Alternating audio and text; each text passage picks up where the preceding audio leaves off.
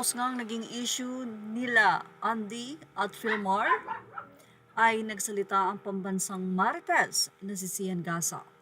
Well, may sense ang naging advice nitong si Sian. Sinabihan niya na kapag may problema, unang-una ay wag na wag kang magtatanong o hihingi ng advice kay ChatGPT.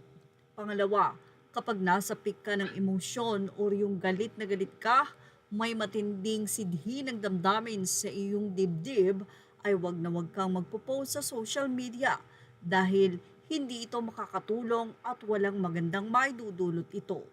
Matapos kasi ang nasabi nga pong mga pagsisiwalat ni Andy Eigenman, biglang nanahimik at nagkumpirma na lang itong si Philmar na okay na sila. Well, lesson learned. Paano kaya ang susunod?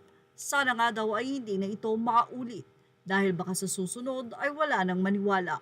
Narito ang buong pahayag ni Sian Gaza. So, anong lesson na mapupulot natin sa kabuluhang ito? Una, pag nag-away kayo ng kasama mo o partner mo, huwag mong konsultahin si ChatGPT. Pangalawa, kapag ikay nasa peak ng iyong emosyon, wag na wag ka magpo-post sa social media. Walang maidudulot na maganda yan kundi kapahamakan lamang sa lahat ng sa lahat ng aspeto, kesyo, relasyon pa yan, negosyo o sarili mo. It will do only harm and no good.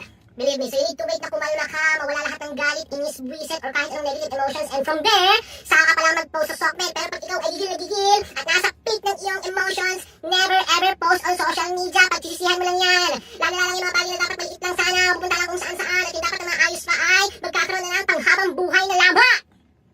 Ang ibatong lesson, pag yung partner mo ay tinopak, pumitik, wag mo nang sabayan at magbalik-bakbakin pa kayo sa social media. That's wrong. Nilahin si Mark Heras, oh. Nag-check-in na pala sila sa Okada, pero tahimik lang, hindi niya pinopost sa Sockmed. Sino ba yan? Hindi naman natin kilala yung kasama niya. Sila lang pala nagpunta doon, noong February 6. Nung namataan sila, meron nag-viral na picture, noong February 5 ng gabi. May mga kasama kaibigan, pero nung pakita pa sila, parang sila ng hotel suite, dalawa na lang sila. Sino ba yung Jojo Mendes? Hindi mo yan kilala? Ano ba yung kumanta or nag-revive ng Somewhere in My Past or Somewhere in the Past? Ni Julie Vega? Hindi ko sure. Negosyante, singer?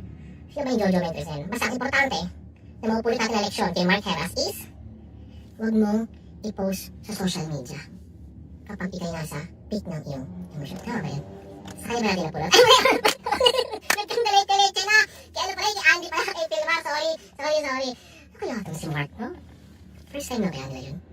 Talagang, ano? Ay, nako! Masama yan, magalit si Jesus. Puro kayo chismis, ha? Respetuhin niyo yung tao. Respect the hassle, Brad. Okay, bye-bye! Images are all credit to the rightful owners. Thank you for watching. Show us now. Please like, share, and subscribe.